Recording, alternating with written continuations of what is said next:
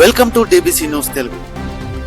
యువతి పరువుతో చెలగాటం, 6 arrest.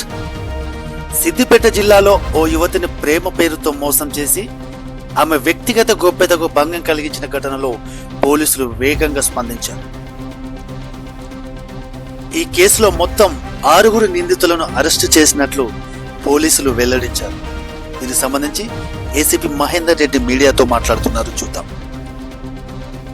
Siddipet three town పోలీసులకు సంబంధించినటువంటి case number 225/26 under section 78, 79, 318 clause 2, 351 clause 2, 352, 49 red with 3 class 5 BNS నేరాల కింద 6 నేరస్తులను అరెస్ట్ చేయడం జరిగింది.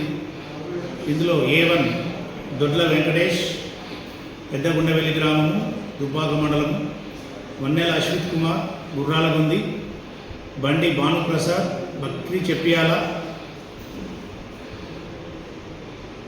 బుర్జుకింది ఈశ్వర్, రామంచ,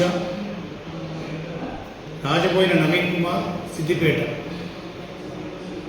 దీనికి సంబంధించి ఈ కేసులో ప్రధానంగా దొడ్ల వెంకటేష్ ఏదైతే ప్రధాన ముద్దాయి ఉన్నాడో ఇతను గత కొంతకాలంగా ఎన్సాన్పల్లికి చెందిన ఒక యువతిని ప్రేమ పేరుతో వెంటపడుతున్నాడు. ఆ యొక్క అమ్మాయికి ఈ మధ్యన తంగళ్ళపల్లి గ్రామానికి చెందినటువంటి వ్యక్తితో వివాహం నిశ్చితమైనది.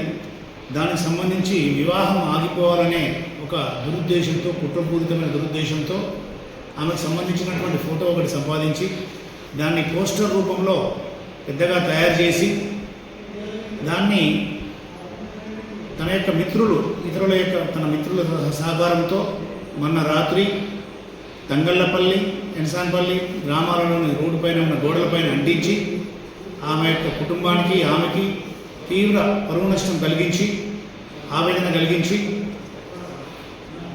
అందుకు వారి యొక్క తండ్రి కాంప్లైంట్ మీద అమ్మాయి యొక్క కాంప్లైంట్ మీద కేసు రిజిస్టర్ చేయడం జరిగింది. దీనికి సంబంధించి ఈ కేసులో ఈరోజు వీరిని అరెస్ట్ చేయడం జరిగినది. మరియు వీరి దగ్గర నుంచి వెళ్ళి వీరు పోస్టర్లు అంటించే క్రమంలో ఉపయోగించుకున్న కారు మరియు వాళ్ళ యొక్క మొబైల్ ఫోన్లు సీజ్ చేయడమైనది. దీంట్లో సమాజంలో ఇట్లాంటి పోకిరీలు, ఇట్లాంటి వ్యక్తులకి మేము చేసే హెచ్చరిక, మహిళల భద్రతకు సంబంధించి Telangana police department, Siddipet commissioner చాలా కట్టుబడి ఉన్నది. ఎటువంటి వేధింపులు, బెదిరింపులు, అవమానకర చర్యలు, ఇబ్బందులు పాల్పడినా, ఎలాంటి సమస్య ఉన్నా ధైర్యంగా పోలీసులని సంప్రదించవలసిందిగా సిద్దిపేట కమిషనర్ గారి తరఫున ఏసీబీ సిద్దిపేట మనవి చేస్తుంది. మరియు సిద్దిపేట పట్టణం చుట్టుపక్కల ప్రాంతాలను ప్రింటింగ్ ప్రెస్ల యజమానులకు హెచ్చరిక. ఇలాంటి ఒక కుటుంబాన్ని అవమానపరిచే విధంగా, ఒక కుటుంబాన్ని పరువు తీసే విధంగా ప్రింట్ తీసిన ఈ యొక్క రాజపోయిన నవీన్ కుమార్ శాండ్వీ గిఫ్ట్ ఆర్టికల్స్ సంబంధించిన వ్యక్తిని కూడా ఇందులో కేసులో భాగంగా అరెస్ట్ చేయడం జరిగినది. ఇట్లాంటి అవమానకరంగా ప్రింట్ చేసే షాప్స్ని ఆ యొక్క యజమానులు బాధ్యులవుతారని తెలియజేస్తూ, ప్రింట్ చేసే ముందు, పోస్టర్లను ప్రింట్ చేసే ముందు ఒక్కసారి చెక్ చేసుకోవాల్సిందిగా మీ యొక్క వర్కర్స్కి అందరికీ దీనికి హెచ్చరించాల్సిందిగా తెలియజేస్తున్నాం.